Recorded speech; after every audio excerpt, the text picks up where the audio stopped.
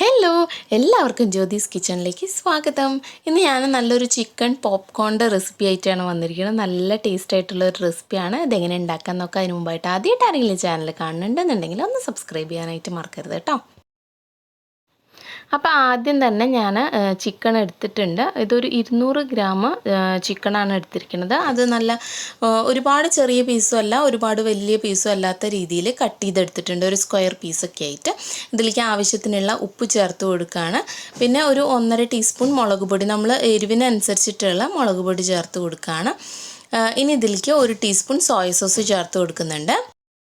ഇനി ഞാനിതിലേക്ക് 1 teaspoon red chilli sauce ചേർത്ത് കൊടുക്കുകയാണ്. അപ്പോൾ അത് കുറച്ചും കൂടി എരിവിന് വേണ്ടിയിട്ടാണ് അത് ചേർത്ത് കൊടുക്കുന്നത്. അപ്പോൾ ചെറിയൊരു മധുരം ഉണ്ടാവും, അതേപോലെ തന്നെ എരിവും ഉണ്ടാവും.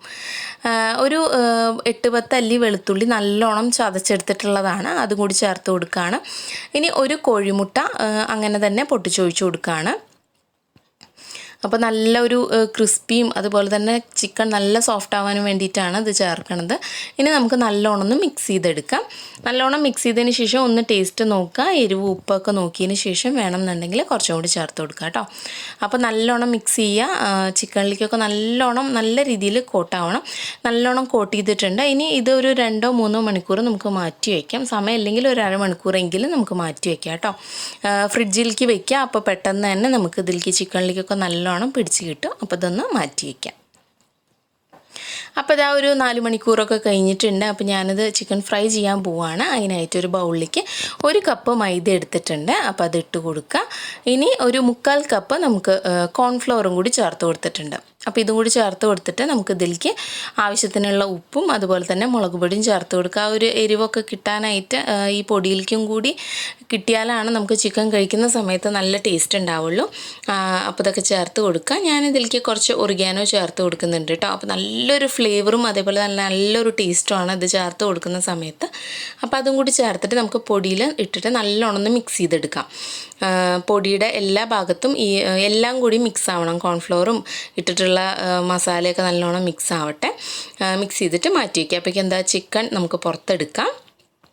ഇപ്പം നല്ലോണം തണുത്ത് ചിക്കനിലേക്കൊക്കെ നല്ലോണം കോട്ടായിട്ട് കിട്ടിയിട്ടുണ്ട്. ഇനി നമുക്കിത് വെക്കുന്ന സമയത്ത് വേണമെന്നുണ്ടെങ്കിൽ ഈ ചിക്കനൊക്കെ ഫോർക്ക് കൊണ്ട് കുത്തിയിട്ട് വേണമെങ്കിൽ ഇടാം കേട്ടോ. അപ്പോൾ ഉള്ളിലേക്കൊക്കെ നല്ലോണം ഇറങ്ങാനായിട്ട്. അപ്പോൾ ഇതാ ഓരോ പീസായിട്ട് ആദ്യം തന്നെ ഞാൻ ഈ മൈദയുടെ മിക്സിലേക്ക് ഇട്ട് കൊടുക്കുകയാണ്. അതിട്ട് കൊടുത്തിട്ട് നമുക്ക് ഒരു കൈ കൊണ്ട് ഇട്ടിട്ട് മറ്റേ കൈ കൊണ്ട് മിക്സ് ചെയ്യാം കേട്ടോ.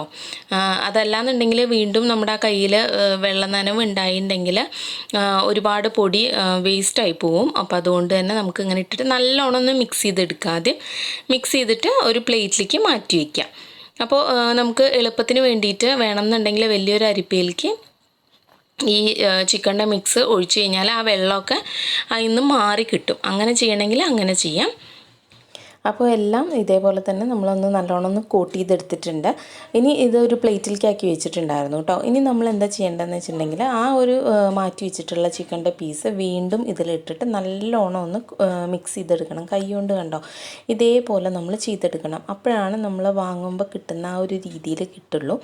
അപ്പോൾ അതിൻ്റെ ഉള്ളിലത്തെ ആ വെള്ളം കറക്റ്റായിട്ട് മൈദ വലിച്ചെടുക്കണം. അപ്പോൾ എന്നിട്ട് ഇങ്ങനെ ഒന്ന് കുടയാണെന്നുണ്ടെങ്കിൽ നല്ല രസമായിട്ട് തന്നെ വരും. ഈ ചിറക് പോലെ നല്ല രസമായിട്ട് കിട്ടും കേട്ടോ. അതേപോലെ തന്നെ ഈ മൈദയിൽ ഒരുപാട് ആ വെള്ളം പെട്ടിട്ട് കട്ടകളായിട്ട് കിടക്കുന്നുണ്ട് എന്നുണ്ടെങ്കിൽ നമ്മൾ അരിപ്പയിൽ കൂടെ അതൊന്ന് വീണ്ടും ഒന്ന് ചലിച്ചെടുക്കുകയാണെന്നുണ്ടെങ്കിൽ ആ മൈദ എന്താ പറയുക കട്ടകളില്ലാതെ കിട്ടും കേട്ടോ. അപ്പോൾ അങ്ങനെ ചെയ്യണമെങ്കിൽ അങ്ങനെ ചെയ്യാം. ഇപ്പോൾ ഒരുപാട് അങ്ങനെ ആവാത്തതുകൊണ്ടാണ് ഞാനത് വീണ്ടും ഇങ്ങനെ ഇട്ടിട്ട് ചെയ്യണം. അപ്പോൾ നമുക്ക് ബാക്കിയുള്ള ചിക്കൻ മുഴുവൻ നമുക്ക് ഇങ്ങനെ ചെയ്യാം. പക്ഷെ ചെയ്തതിന് ശേഷം നമ്മൾ വീണ്ടും പ്ലേറ്റിലാക്കി വെക്കാൻ പാടില്ല. ഒന്നിങ്ങനെ മിക്സ് ചെയ്തതിന് ശേഷം ചൂടായ എണ്ണയിലിട്ടിട്ട് അപ്പം തന്നെ ഫ്രൈ ചെയ്തെടുക്കണം. അപ്പോൾ എണ്ണ ചൂടാക്കാൻ വെച്ചിട്ട് വേണം നമ്മൾ രണ്ടാമത്തെ കോട്ടിങ് കൊടുക്കാനായിട്ട്.